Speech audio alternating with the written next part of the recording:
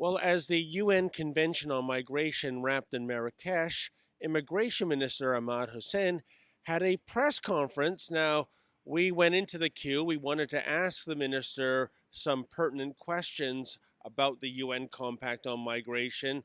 Predictably, the minister did not take our questions, but I'm going to tell you folks what we were hoping to ask him. For example, question number one, Section 3.3F of Canada's Immigration Act says, quote, "This act is to be construed and applied in a manner that complies with international human rights, instrumental to which Canada is signatory," end quote. Now the question is, doesn't that mean all the legal rights migrants are given in this agreement are imported into our own Canadian law? Because that's how I interpret the language in the compact. And that would mean that this compact is a little more binding than what we've been led to believe, I should think. Question number two, paragraph 21I of the compact says Canada will, quote, "facilitate access to procedures for family reunification for migrants at all skill levels," end quote. And my question here, folks, is, does this reflect Canadian policy? And if not, why did you sign it? And I think this is an important thing because it all comes down to the numbers, doesn't it? In the last 3 years, or rather starting this year and for the next 2 years, Canada is going to admit more than 1 million new immigrants into our country. So being that we're a signatory to this compact, how many additional migrants does this mean? And we know there are more than 257 million migrants the world over.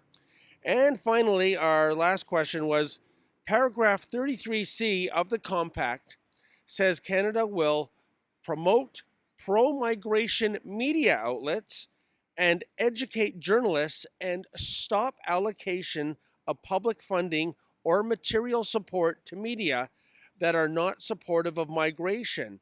And my question to Minister Hussen was going to be, will the new media bailout fund be used in that way?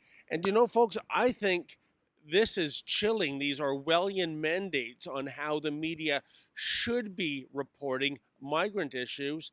And I also think, as you know, the $600 million bailout of Canadian media, that's only for so-called approved media. So really, if you are part of a media outlet and you hear this mandate is part of the mix, are you really going to rock the boat? Are you really going to be a muckraker and potentially lose your funding? I don't think you are. I think that's going to give Canadians a very skewed view of what this UN Migrant Compact is all about. But you know what? What do I know? These are my interpretations. I was going to get it right from the horse's mouth from Minister Hussen himself, but like I said earlier, he simply wouldn't answer these very important questions. For the Rebel.Media, I'm David the Menzoid Menzies. Hey folks, we came all the way to Marrakesh and we were kept from going to the UN conference on migration, but that didn't stop us from reporting, and we're bringing you the stories that the other media are not bringing you. For all our reports, go to rebelun.com. That's rebelun.com, and if you can help us cover some of our modest expenses, we would be much obliged.